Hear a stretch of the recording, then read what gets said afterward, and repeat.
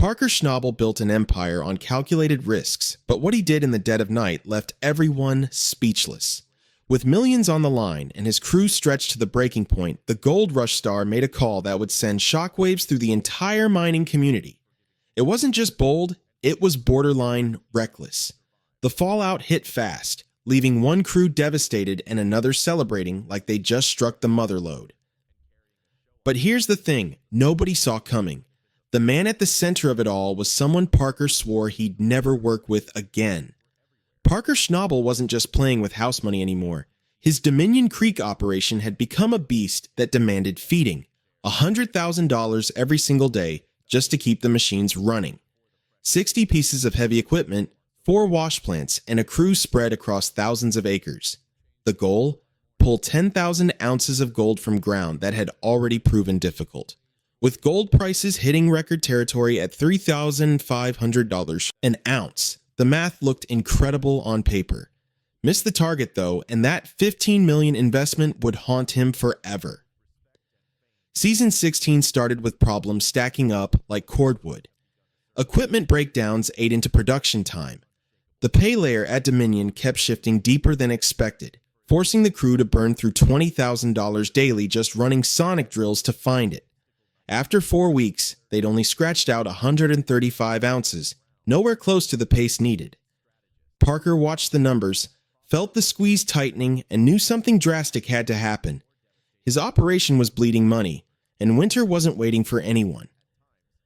But what came next would cost him something more valuable than gold. Mitch Blaschke stood at Sulphur Creek, feeling the weight of an entire operation on his shoulders. As Parker's foreman, he'd handled pressure before, but this season felt different. The workload had multiplied, the timeline had shrunk, and he was essentially running the show alone, while Parker bounced between sites trying to keep everything from falling apart. Equipment kept breaking down. Weather turned hostile, and every lost hour meant lost gold. The long-cut plant had become a nightmare. Frozen ground shredded bucket edges faster than they could replace them. When temperatures dropped and forecasts showed 10 more days of brutal cold, Parker made the tough call to suspend sluicing for 3 weeks. 3 weeks they couldn't afford to lose. Mitch pushed through, but the exhaustion showed. He needed backup, someone who knew Parker's operation inside and out, someone who could share the burden and help turn this disaster around. Parker saw it happening. He'd built his reputation on working his crew hard, but he also knew when a man was drowning.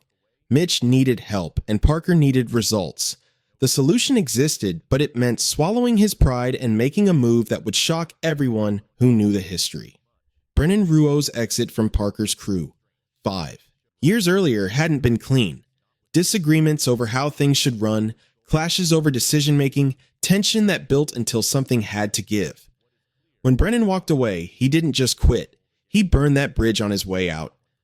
Parker moved on. Brennan moved on, and that seemed like the end of it. But mining's a small world, especially in the Yukon. Brennan landed with Kevin Beets, Tony Beets' son, who was carving out his own operation at Scribner Creek. Kevin had poured his life savings into the venture, everything he had riding on making it work.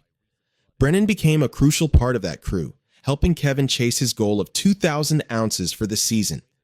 They'd built something together, a team that worked. Kevin trusted him completely. 5 years is a long time to hold a grudge, but it's also long enough to realize what you lost.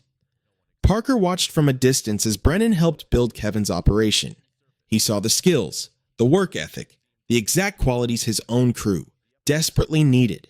And when desperation meets opportunity, old wounds start looking like minor scars. Nobody knows exactly when Parker picked up the phone, but when he did, it changed everything. Reaching out to Brennan after 5 years of silence took guts or desperation. Maybe both. Parker wasn't the type to admit mistakes easily, but his operation was in crisis mode and pride doesn't mind gold. The conversation stayed private, but the offer must have been substantial.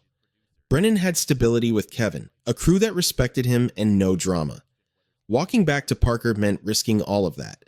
But Parker knows how to make an offer impossible to refuse. Better pay, bigger operation, more responsibility, the kind of opportunity that doesn't come around twice. He sold Brennan on the vision of what Dominion Creek could become, reminded him of what they'd accomplished together before things went south. And somehow, despite everything, Brennan said yes. The decision happened fast. Almost too fast. One day, Brennan was locked into Kevin's operation, planning for the rest of the season. The next, he was telling Kevin he was leaving. Parker got his man, Mitch got his backup, and the operation got the jolt it needed. But the cost was just beginning to show. Kevin Beats couldn't believe what he was hearing. Brennan, the guy he trusted with his entire operation, was leaving. And not just leaving, but going back to Parker.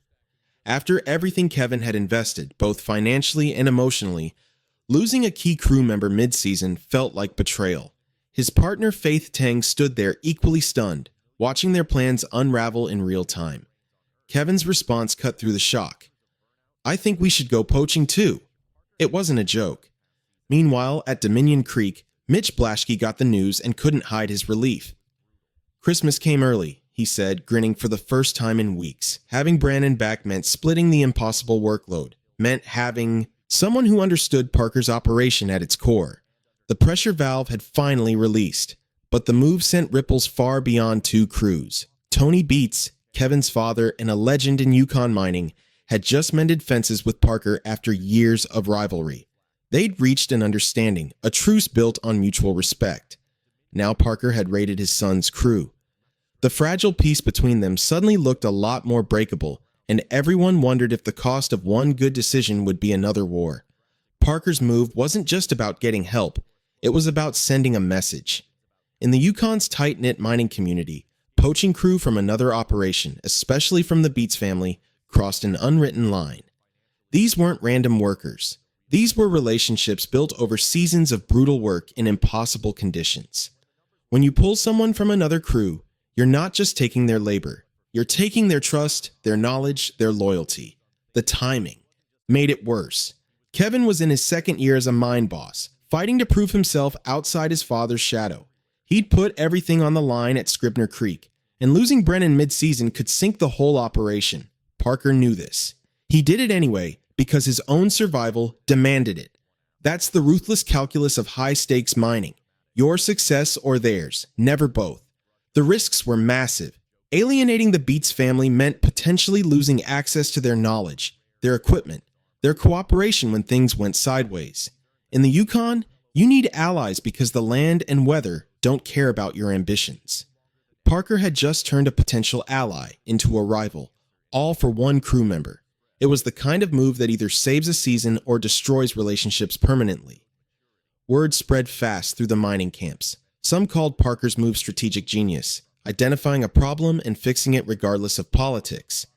Others saw it as a betrayal of the code that keeps the community functioning. Brennan found himself caught in the middle, defending his choice to return while dealing with the guilt of leaving Kevin hanging. The ethics got murky fast. Was Brennan free to make his own career decisions, or did he owe Kevin loyalty after everything they'd built? Did Parker have the right to offer a better opportunity, or should he have respected the boundary around Kevin's crew? In an industry where handshake deals still matter and reputation is everything, these questions cut deep. Fans of the show split just as hard. Some saw Parker's desperation as proof he was in over his head at Dominion Creek, making emotional decisions instead of smart ones. Others argued this was exactly why he'd stayed on top for so long, willing to make the hard calls that others wouldn't. Social media erupted with debates about loyalty, business, and what happens when millions of dollars force your hand. Nobody agreed on whether Parker was brilliant or reckless, but everyone agreed this would have consequences. Parker's late-night call to Brennan saved his season, but it cost him something harder to measure. The gold started flowing at Dominion Creek. The crew stabilized, and the operation found its rhythm again.